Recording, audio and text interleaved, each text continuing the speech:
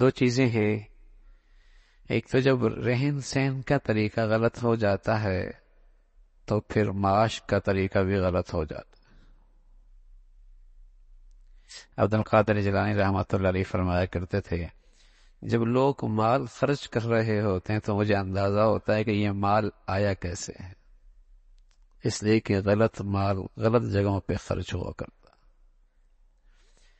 جب زندگی کا رہن سہن غلط ہو جائے، اس کا معیار غلط ہو جائے، اس کا اسٹیٹس غلط ہو جائے، اس میں نمائش آ جائے، اس میں نام و نمود آ جائے، تو یہ چیز ایسی برائی ہے کہ پھر آدمی اعتدال کے ساتھ معاش کا راستہ اختیار نہیں کرتا۔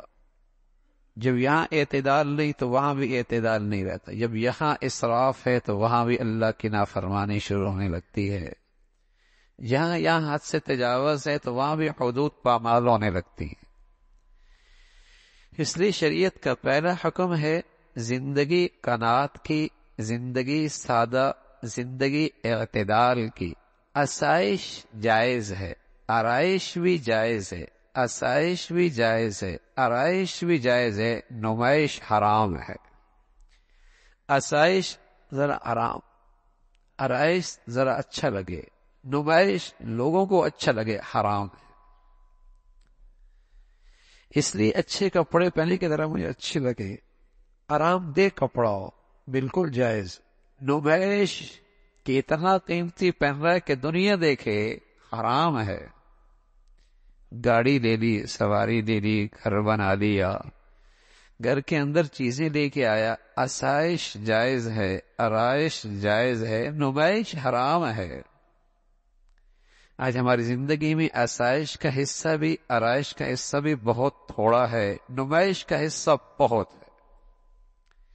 شادیوں میں، خوشیوں میں، مجالس میں آسائش آرائش کا خیال نہیں رکھا جاتا، نمائش کا خیال رکھا جاتا ہے کہ لوگوں کی نظروں میں اچھا لگے۔ یہ حرام ہے۔ جب یہ حرام کے راستے پہ چلتا ہے تو پھر معاش کا راستہ بھی اعتدال کا نہیں رہتا۔ پھر آج مسلمانوں کا چونکہ معیار زندگی دکھایا یہ جا رہا، پڑھایا یہ جا رہا کہ معیار زندگی بڑھاؤ، معیار زندگی بڑھاؤ، نتیجہ کیا نکلا کہ ہر آنے والا فتنہ معاش کی سواری پہ سوار ہو کے آ رہا، معیشت کے راستے سے ہر فتنہ آ رہا ہے۔ اس کی بیٹیاں گھر سے باہر نکلیں، اس کے نوجوانوں کا شباب داغدار ہوا، اس کی بیٹیاں دفتروں کی زینت بنی، بازاروں کی زینت بنی، معاش کے پیچھے دوڑ پڑی، ان کا ایمان گیا، ان کا شرم و حیا گیا، ان کی زندگیاں ایمان خطرے میں پڑ گئیں، اس سے پورا معاشرہ، نوجوانوں کی زندگیاں گئیں۔ معاش، معیشت، معیار زندگی اتنا بڑا۔ اللہ کے نبی صلی اللہ علیہ وسلم کی پیاری بیٹی ہیں فاطمہ رضی اللہ تعالیٰ عنہا، اللہ کے نبی صلی اللہ علیہ وسلم کے لیے کیا مشکل تھا کہ اپنے ساتھیوں سے کہتے کہ میری بیٹی ہے، ذرا اس کا گھر ساز و سامان سے بھر دو۔ جو لوگ آپ کے اشارے پہ گردنیں کٹوانے کے لیے تیار تھے، وہ آپ کی بیٹی کے لیے ساز و سامان بھرنا ان کے لیے کیا مشکل تھا۔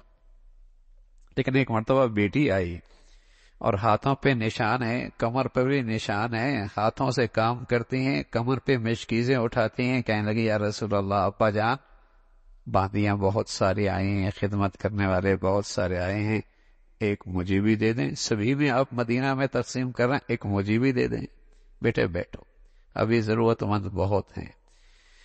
کرتے کرتے سب تقسیم ہو گئے۔ بیٹی سے کہا بیٹی اب تو بچا ہی کچھ نہیں، تم ایسا کرنا جب رات کو تھک ہار کے بسترے پہ جاؤ تو سبحان اللہ 33 مرتبہ، الحمدللہ 33 مرتبہ، اللہ اکبر 34 مرتبہ پڑھ لینا، تیری ساری تھکاوٹ دور ہو جائے گی۔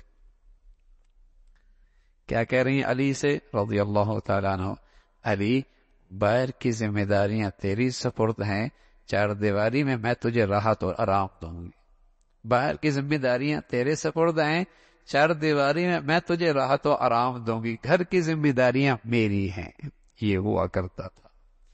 اور زندگی کتنی سادہ، تو جب زندگی کا رہن سہن ایسا ہوگا تو پھر معیشت کا معاملہ بھی آسان ہو جائے گا۔ مشکل کیوں ہو گیا؟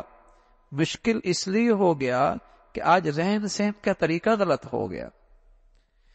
رہن سہن کے طریقے غلط ہو گئے، اور غیروں نے سازش کیا کی کہ ہر فتنہ جو آ رہا ہے وہ معیشت کے سواری پہ سوار ہو کے آ رہا ہے۔ دنیا بھر کے اسلامی دنیا کو جو مفلوج کیا جا رہا ہے، اور جو اس کے پاؤں میں بیڑیاں ڈالی جا رہی ہیں، اور جو اس کے اندر غلامیت کے طوق اس کے گردن میں ڈالے جا رہے ہیں، وہ سب معیشت کے راستے سے، وہ سب معاش کے راستے سے آ رہے ہیں۔ کہ پہلے ان کی زندگی کا معیار اتنا بڑھایا کہ ساری حدود پامال کر دی، ورنہ اللہ کی سنت ہے، اس زمین کے اندر اللہ نے وہ خزانے رکھے ہیں جو زمین کے اوپر رہنے والوں کی ضروریات ہیں۔ اللہ کی سنت ہے، اس دنیا میں اللہ آدمی کو بھیجتا تب ہے جب اس کے رزق کا انتظام اس دنیا کے کارخانے میں پہلے رکھ دیتا ہے، لیکن اس کا نظام زندگی غلط ہو گیا، رہن سہن کے طریقے غلط ہو گئے،